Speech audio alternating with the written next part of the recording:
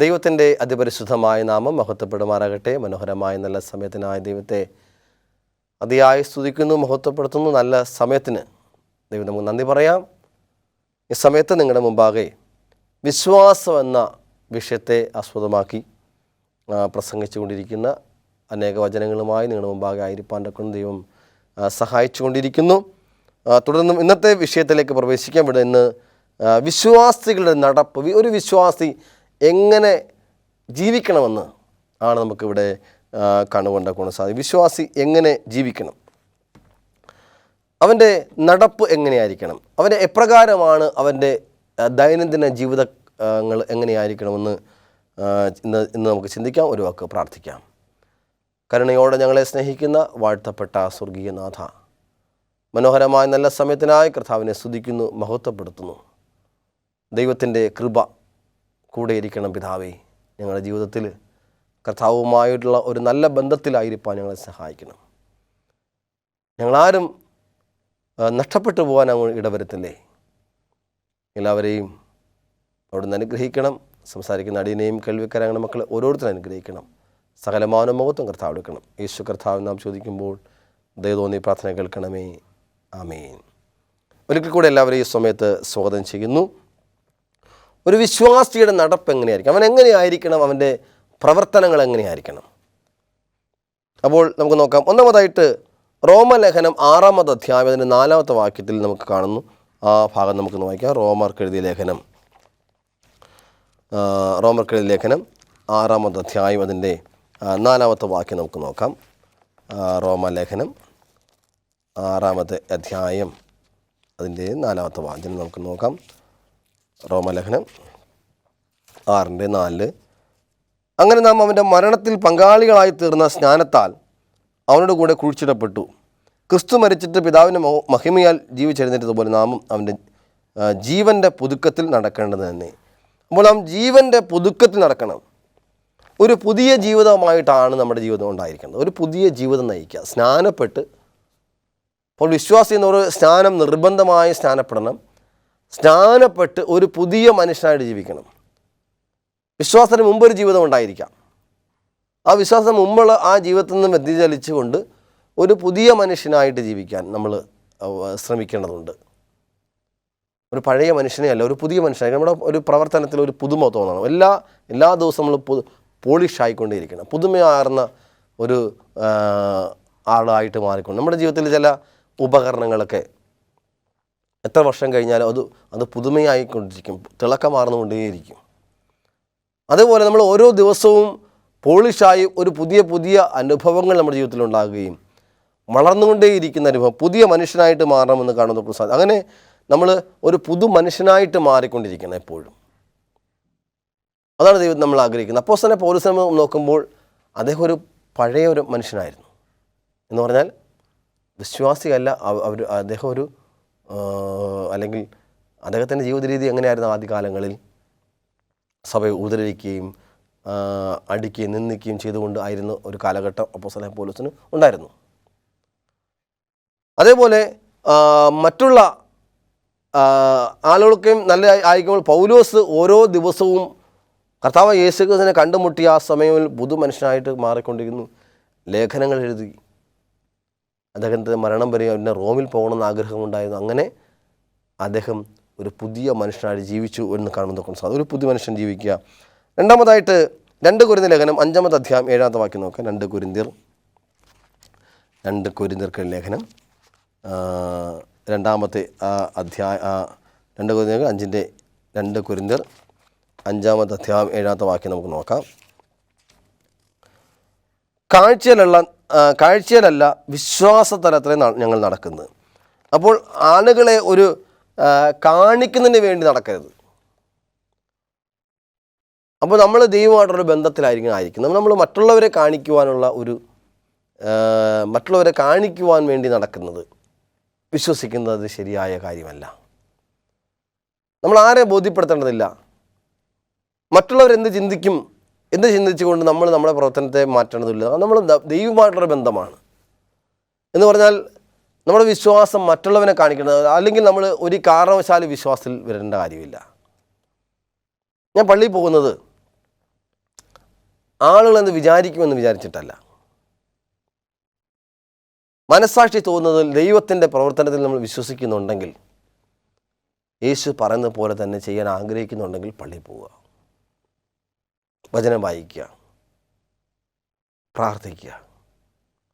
ആരെ കാണിക്കാൻ വേണ്ടി ഒന്നും ചെയ്യരുത്. കാഴ്ചയാലല്ല, വിശ്വാസത്താൽ നടക്കുന്നത്. ഞാനങ്ങനെ പ്രവർത്തിക്കുന്നുണ്ടെന്ന് പറഞ്ഞുകൊണ്ട് ഞാനങ്ങനെ അങ്ങനെയാണെന്ന് മറ്റുള്ളവരെ കാണിക്കാൻ വേണ്ടി ഒരു കാരണവശാലും വിശ്വാസം നടക്കാനുമായിട്ട് പാടില്ല. അതല്ല ദൈവം ആഗ്രഹിക്കുന്നത്. നമ്മൾ പള്ളിയിൽ പോകുന്നു, പ്രാർത്ഥിക്കുന്നു, അങ്ങനെ ധാരാളം കാര്യങ്ങൾ ചെയ്യുന്നു. ഇതെല്ലാവരും ആളുകൾ കാണണം, ഞാൻ പ്രവർത്തിക്കുന്നത് എല്ലാവരും കാണണം. അത് ഫോട്ടോ എടുത്ത് യൂട്യൂബിലിടുന്നു, ഒപ്പം തന്നെ ഫേസ്ബുക്കിൽ ഇടുന്നു. ഞങ്ങൾ വലിയ പ്രവർത്തനം ആണെന്ന് പറഞ്ഞുകൊണ്ട് ലോകത്തെ എല്ലാ സ്ഥലത്തും ഞങ്ങൾ സുവിശേഷ നടത്തുന്നവരാണെന്ന് പറഞ്ഞ് മറ്റുള്ളവരെ കാണിക്കാൻ വേണ്ടി പല കാര്യങ്ങളും ചെയ്യുന്നവരുണ്ട്. നമുക്ക് അങ്ങനെ ഫോട്ടോ ഇടുന്നല്ല, പകരം നമ്മൾ അതിനു വേണ്ടി മാത്രമാകുമ്പോൾ ലോകപ്രകാരം ഒരു പരിഹാസനായിട്ട് മാറും. ദൈവത്തിന് മുമ്പാകെ നമ്മൾ പരിഹാസരായിട്ട് മാറും. ദൈവം നമ്മൾ ആഗ്രഹിക്കുന്നത് എന്താണ്? ഓരോ വിശ്വാസിയിൽ നിന്ന് ദൈവം ആഗ്രഹിക്കുന്ന കാഴ്ചയിലുള്ള വിശ്വാസം തന്നെ നടക്കണമെന്നാണ് ഇവിടെ കാണാൻ സാധിക്കുന്നത്. പിന്നീട് ഗലാത്യ ലേഖനം 5-ാമത്തെ അധ്യായം അതിൻ്റെ 16-ാമത്തെ വാക്യത്തിൽ എന്താ പറയുന്നത് നോക്കാം. ഗലാത്യ ലേഖനം 5-ാമത്തെ അധ്യായം അതിൻ്റെ 16-ാമത്തെ വാക്യത്തിൽ നമുക്ക് കാണുവാൻ സാധിക്കുന്ന മറ്റൊരു കാര്യമാണ് ഇവിടെ കാണുന്നത്. ആത്മാവിനെ അനുസരിച്ച് നടക്കുവിൻ, എന്നാൽ നിങ്ങൾ ജഡത്തിൻ്റെ മോഹം നിവർത്തിക്കുകയില്ല എന്ന് ഞാൻ പറയുന്നു. പിന്നീട് ആത്മാവിനെ അനുസരിച്ച് നടക്കണം. ദൈവത്തിൻ്റെ പരിശുദ്ധാത്മാവ് പറയുന്നത് പോലെ തന്നെ നടക്കുവാൻ, ദൈവത്തിൻ്റെ പരിശുദ്ധാത്മാവ് പറയുന്നത് പോലെ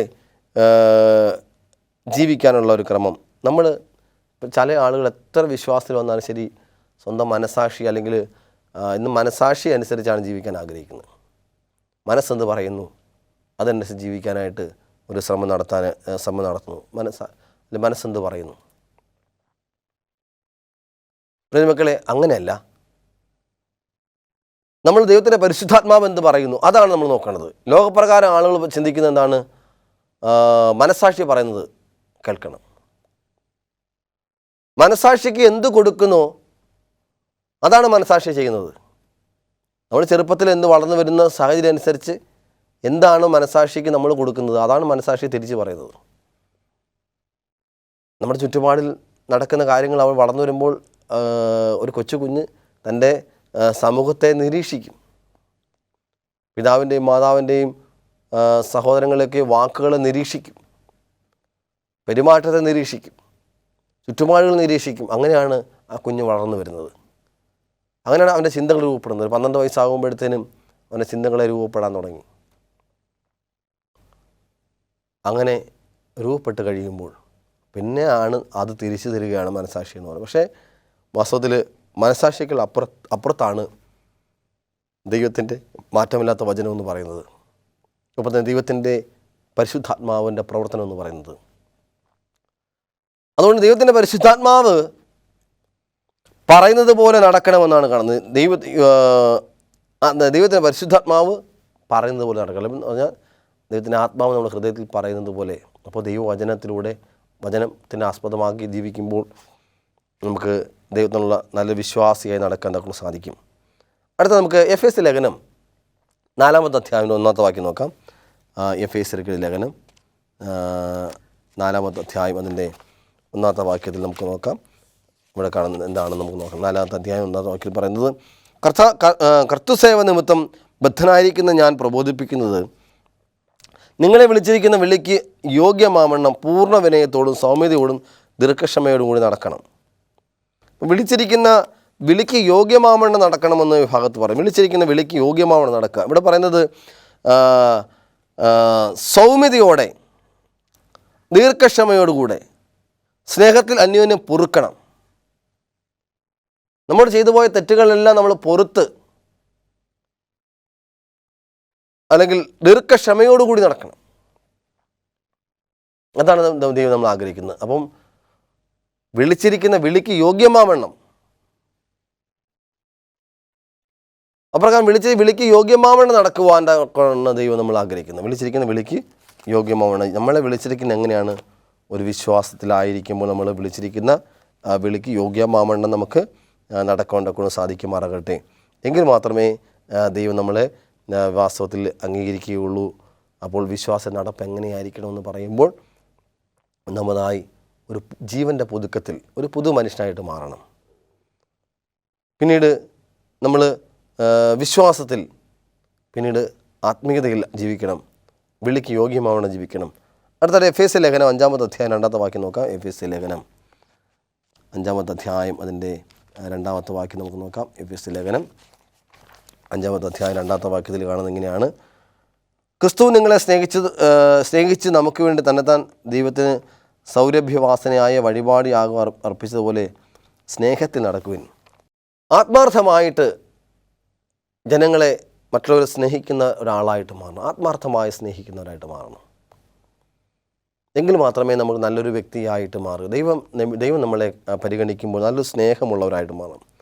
സ്നേഹത്തിൽ നടക്കണമെന്ന് കാണുന്നതൊക്കെ സാധിക്കുന്നു. സ്നേഹമാണ് അഖില സാരമൂഴിയിൽ എന്ന് പറയുന്നത് പോലെ നമ്മളെല്ലാവരെയും ഒരു സ്നേഹിക്കുന്നവരായിട്ട് മാറണം. സ്നേഹത്തിൻ്റെ നിർവചനങ്ങളിലേക്ക് ഞാൻ പോകുന്നില്ല, നമുക്കെല്ലാവർക്കും അറിയുന്ന കാര്യമാണ്. സ്നേഹത്തിൽ നടക്കുക, എങ്ങനെയാണ് ഒരു വ്യക്തി സ്നേഹത്തിൽ നടക്കാണ്ടൊക്കെ സാധിക്കുന്നത്?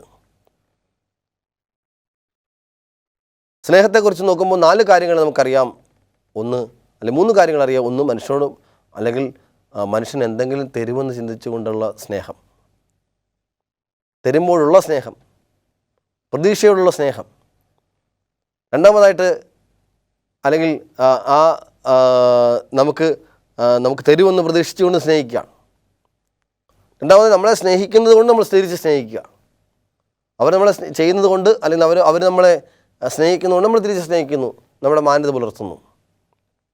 മൂന്നാമതായിട്ട് അവർ സ്നേഹിച്ചില്ലെങ്കിലും അവർ നമ്മളെ പരിഗണിച്ചില്ലെങ്കിലും നമ്മൾ സ്നേഹിക്കുന്ന ദൈവത്തിൻ്റെ അഗാപ്പെ എന്ന് പറയുന്ന വലിയ സ്നേഹം.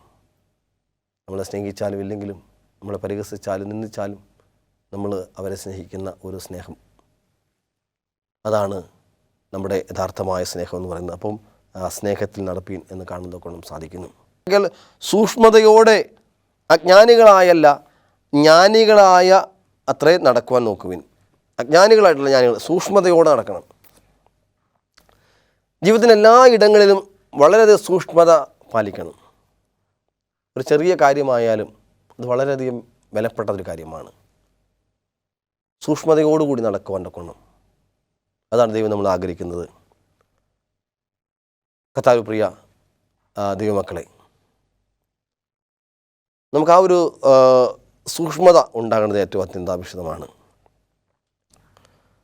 അടുത്തതായിട്ട് യോഹന്നാന്റെ സുവിശേഷം 1-ാമത്തെ അധ്യായം അതിൻ്റെ 1 യോഹന്നാൻ 1:7 നമുക്ക് നോക്കാം. 1 യോഹന്നാൻ 1:7 എന്താണ് പറയുന്നത് നോക്കാം. അവിടെ നമുക്ക് എന്ത് നിർദ്ദേശമാണ്? 1 യോഹന്നാൻ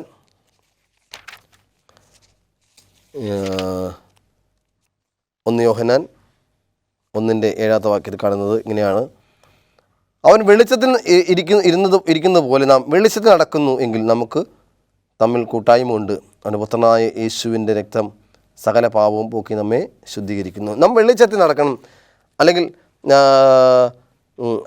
ഇരുട്ടിലല്ല എന്ന് പറഞ്ഞാൽ പലപ്പോഴും വെളിച്ചത്തിലായിരിക്കുന്നു എന്ന് പറഞ്ഞാൽ നമ്മൾ മറ്റുള്ളവരെ കാണാത്തപ്പോൾ ഒരു മുഖവും, ഒപ്പം തന്നെ ആരുമില്ലാത്തപ്പോൾ അല്ലെങ്കിൽ ഒരു മുഖവും, എല്ലാവരും കാണുമ്പോൾ മറ്റൊരു മുഖവുമാണ്. പല വിശ്വാസികളുടെയും ഒരു കുഴപ്പം ആണ് അങ്ങനെ. മക്കളെ, നമ്മൾ ആരാണെന്ന് നഗ്നതും മലർന്നുമായി കിടക്കുന്നതന്നെ ഇപ്പോൾ നമ്മൾ പ്രാർത്ഥിക്കും. മറ്റുള്ളവരെ കാണിക്കാൻ വേണ്ടിയിട്ടല്ല, ആളുകളെ കാണിക്കാൻ വേണ്ടി പ്രാർത്ഥിക്കുന്നു. ചിലപ്പോൾ എന്ത് ചെയ്യുന്നില്ല, അവർ ആരും കാണാത്തപ്പോൾ പ്രാർത്ഥനയില്ല, ഒന്നുമില്ല. മനസ്സിലാക്കണം എന്താണെന്ന്. അതല്ലെങ്കിൽ വെളിച്ചത്ത് നടക്കുക എന്ന് പറഞ്ഞാൽ നമ്മളെല്ലാവരും തന്നെ എല്ലാ തരത്തിലെ നമ്മുടെ ജീവിതത്തിലെ എല്ലാവരും അത് അറിയണം എന്താണെന്ന്. ഞാൻ ആരാണെന്ന് എല്ലാവരും അറിയണം. ആ രീതിയിലാണ് നമ്മുടെ ജീവിതത്തിൽ നടക്കേണ്ടത്. അപ്രകാരം നമ്മൾ മനസ്സിലാക്കണം ദൈവത്തിൻ്റെ കൃപ. പ്രതിമകളെ, നമ്മൾ വെളിച്ചത്തിൽ നടക്കുന്നവരായിട്ട് മാറണം. വെളിച്ചത്തിൽ നടക്കണം. നമ്മുടെ പ്രവർത്തനങ്ങളെ ആരും അല്ലെങ്കിൽ നഗ്നവും മലർന്നുമായിരിക്കുക. ആരെ കുറ്റം പറയാതെ, പ്രവർത്തനങ്ങൾ കള്ളത്തരം കാണിക്കാതെ, നമ്മുടെ പ്രവർത്തനങ്ങളെ എല്ലാവരും കാണത്തക്കവണ്ണം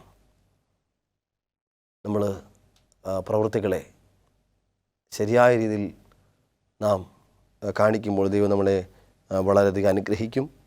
മറ്റുള്ളവരിൽ നിന്ന് മറ്റുള്ളവരിൽ നിന്നുള്ള മാന്യത നമുക്കുണ്ടാക്കാൻ സാധിക്കും. പിന്നെ നമുക്ക് അതുപോലെ വെളിച്ച് നടക്കാനൊക്കെ ഇടയായി തീരുമാനമാകട്ടെ. അവസാനമായിട്ട് നമ്മൾ ചിന്തിക്കാനുള്ളത് യോഹന്നാന്റെ സുവിശേഷം 2-ാമത്തെ അധ്യായം 6-ാമത്തെ വാക്യം, അല്ലെങ്കിൽ 1 യോഹന്നാൻ 2:6 വാക്യം നമുക്ക് നോക്കാം. നേരത്തെ വായിച്ച അതേ അധ്യായം തന്നെയാണ് 1 യോഹന്നാൻ 1-ാമത്തെ അധ്യായം, അതിൻ്റെ 2-ാമത്തെ അധ്യായം 6-ാമത്തെ വാക്യം. 1 യോഹന്നാൻ